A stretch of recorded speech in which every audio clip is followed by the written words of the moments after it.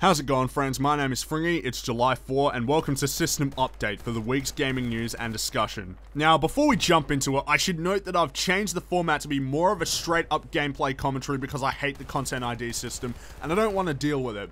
This was mostly prompted by Ubisoft refusing to drop the fucking claim that they made in my E3 video, so you can thank those fucks for that. With that out of the way, let's get started. Every time I think I've seen the most ridiculous, nonsensical, money-grubbing bullshit ever, someone has to trump it. Lindsay Lohan is apparently suing Rockstar over supposed depiction of her in GTA 5 without her permission. She says she wants compensation for the use of her likeness in the fucking game.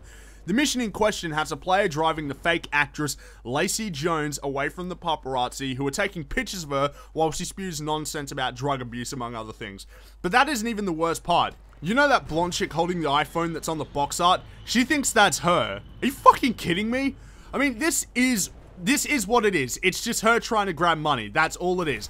She's not getting any work because who the fuck wants to hire Lindsay Lohan? So she's trying to get as much money as she can. And what better thing to do than try and take money from the most successful game of 2013 and pretty much for the last 5 or so years, Grand Theft Auto 5. It's a highly controversial game, and she probably thinks that it's going to be easier for her to win in this court case because, you know, Grand Theft Auto has always had a reputation of not being liked by, or not really adults, but people who don't play fucking video games. And I doubt the judge is playing video games. But she is not going to win because what they're doing in GTA 5 is completely within the law. GTA 5 has always been, in my opinion, the video game equivalent of South Park in that it's highly satirical and controversial. Basically, everything in the game is a satire. Do you see fucking Apple suing them because of the iFruit, even though it very closely resembles the iPhone, despite the fact that you look nothing like the blonde chick on the front? She's actually attractive. But regardless of that, you're allowed to make fun of whoever you want, and you're allowed to satire anything, as long as you do not cite specific events in reality. So maybe if in this game they're like, oh, I crashed a car on this specific date, in this specific location, and this specific shit happened, then maybe you'd have a case. But that's not what fucking happened. They're just making a joke, and sure, maybe it is targeted towards you, but that doesn't mean you deserve money for it.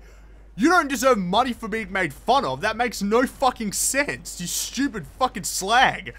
I can't even stand talking about this. Let's just move on. This one is just fucking hilarious. Activision released a behind-the-scenes video on Call of Duty Advanced Warfare and made the boldest claim. Art director Joe Salud said, and I'm not making this shit up, the first thing the gamer is going to notice when they see our facial performances, they're going to wonder, it looks like it's on TV. And then they're gonna realize, oh my god, that's a game.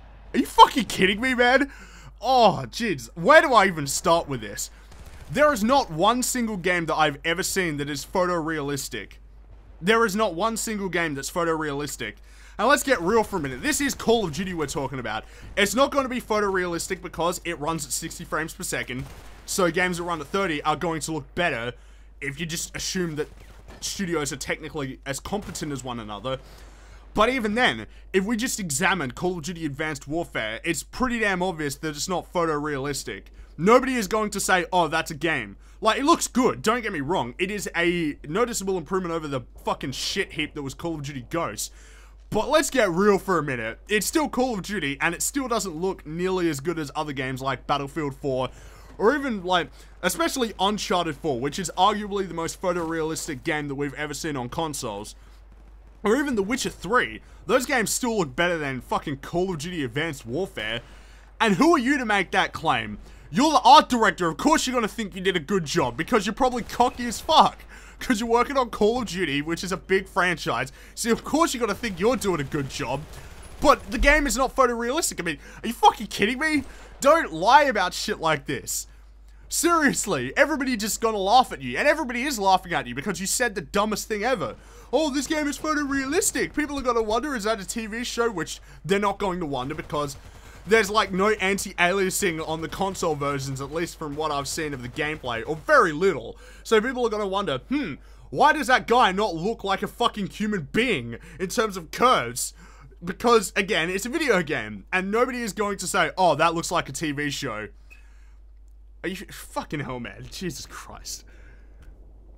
Moving on to some actual good news, Neil Druckmann, the creative director of The Last of Us, confirmed on Twitter that the game will be running at 60 frames per second on the PS4. Hallelujah.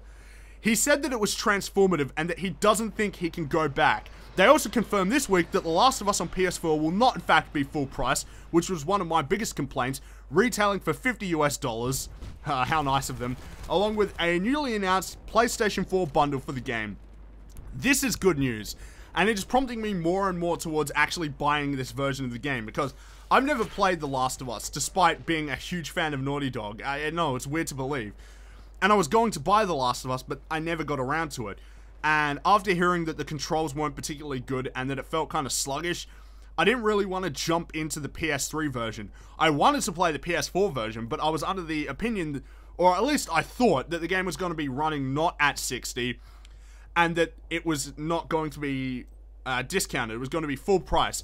But now they've alleviated it, saying it's 60 frames per second, which is basically is the only reason that I would buy it over the PS3 version. And they also said that it's going to be $50, which in Australia is still going to be expensive. But this is probably going to make me buy the game now. This is good. But what's more important about this is that they said it was transformative and that they don't think they can go back.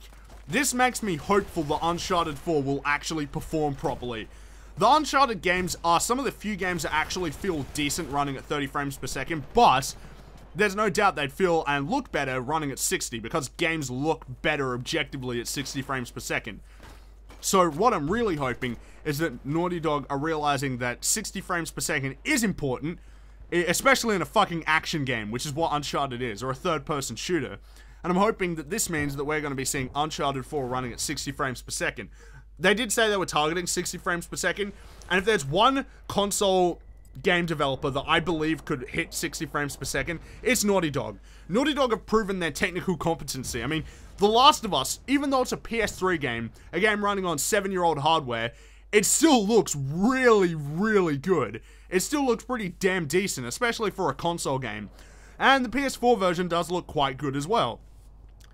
If there's a company that can do that, it's them. Because, I mean, I've lost faith in Ready at Dawn. Those fuckers, I don't know what the fuck they're doing. 1920 by 800 because you want to crop out 25% of the pixels to make it run properly.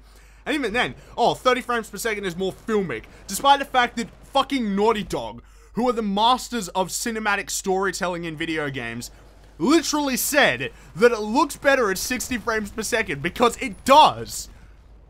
I mean, come on, man. Are you fucking serious?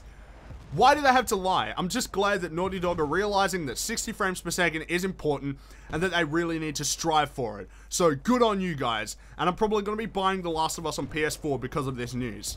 That's it for System Update this week. I'm Fringy, and as always, have a good one.